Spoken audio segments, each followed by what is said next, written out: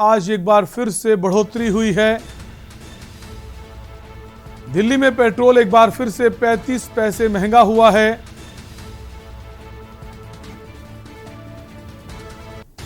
वहीं डीजल भी 35 पैसे महंगा किया गया। एक बार फिर से पेट्रोल और डीजल के दामों में बढ़ोतरी हुई है। अब दिल्ली में पेट्रोल 106 रुपए प्रति लीटर पहुंच गया है। तो डीजल पेट्रोल के दामों में एक बार फिर से बढ़ोतरी देखने को मिली। डीजल 94.92 रुपए प्रति लीटर। बीते 17 दिनों में पेट्रोल 5 रुपए महंगा हुआ है। लगातार जो वृद्धि हो रही है उसको देखते हुए लोगों को काफी मुश्किलों का सामना करना पड़ रहा है। इसी खबर पर हमारे साथ रेजिडेंट एडिटर अमित दुबे जुड़ गए दिल्ली से। अमित, एक बार फिर से पेट्रोल डीजल के दामों में बढ़ोतरी हुई है, क्या कुछ रिएक्शन है इस वक्त वहां की जनता का? देखिए, 35 पैसे आज बढ़ोतरी हुई है और रिएक्शन की बात करें तो लगातार महंगाई की मार का असर जो है वो लगातार दिखने लगा है। चाहे सब्जियों की बात करें, फलों की बात करें या अन्य चीजों की बात करें, क्योंकि जिस तरह से डीजल और पेट्रोल के दाम लगातार पिछले कुछ हफ्तों से बढ़े हैं और यही नहीं लगा 35 पैसे करके बढ़ रहे हैं, यानी बहुत ज्यादा बढ़ रहे हैं। दिल्ली की बात करें तो 106 रुपए ऊपर पेट्रोल मिल रहा है, मुंबई की बात करें तो 112 रुपए ऊपर पेट्रोल मिल रहा है। तो जाहिर तौर पे कहीं ना कहीं महंगाई को डीजल पेट्रोल की बढ़ती कीमतें दावत दे रही है और उस महंगाई का असर जो है वो पूरे मार्केट में आपको देखने को मिलेगा। जी तो अमित, जो दाम निर्धारित किए जा रहे हैं, क्या सरकार इस ओर ध्यान नहीं दे रही? क्योंकि अधिकार जो पेट्रोलियम जो कंपनी है उनको दिए गए हैं समीक्षा करने के कि क्रूड ऑयल की दाम अगर ज्यादा होते हैं, कम होते हैं, तो क्या सरकार इस ओर ध्यान नहीं दे रही है या ध्यान नहीं देना चाहती है?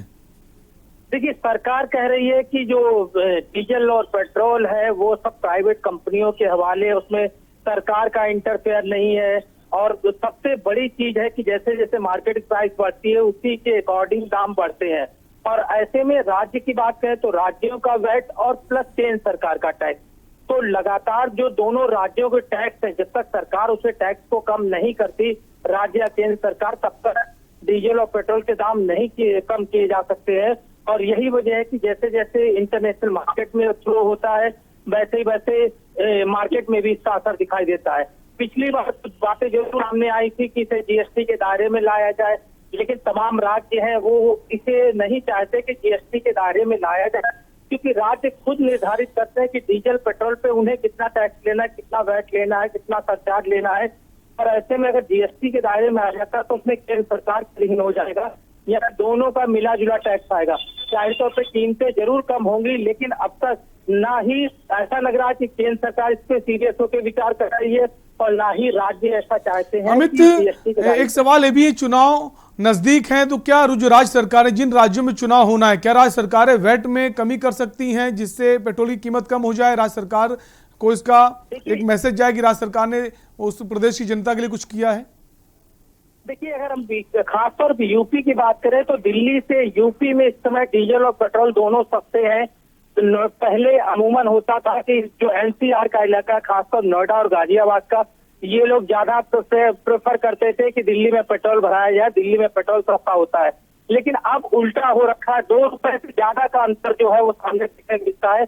और यही बड़ी वजह है कि दिल्ली से जो लोग नोएडा या गाजियाबाद की तरफ जाते हैं उनकी भी कोशिश होती है कि नोएडा या गाजियाबाद से ही डीजल पेट्रोल लिया जाए। बिल्कुल, तो उनकी भी कोशिश होती है जहां पैसे कम लगे वहां पेट्रोल डलाया जाए। बहुत बहुत शुक्रिया अमित हमसे जुड़ने के लिए। तो एक बार फिर से पेट्रोल डीजल की कीमतों में इजाफा हुआ है। 35 पैसे पेट्रोल में और 35 पैसे डीजल में बढ़ोतरी हुई है। देश में कोरोना से अब तक कुल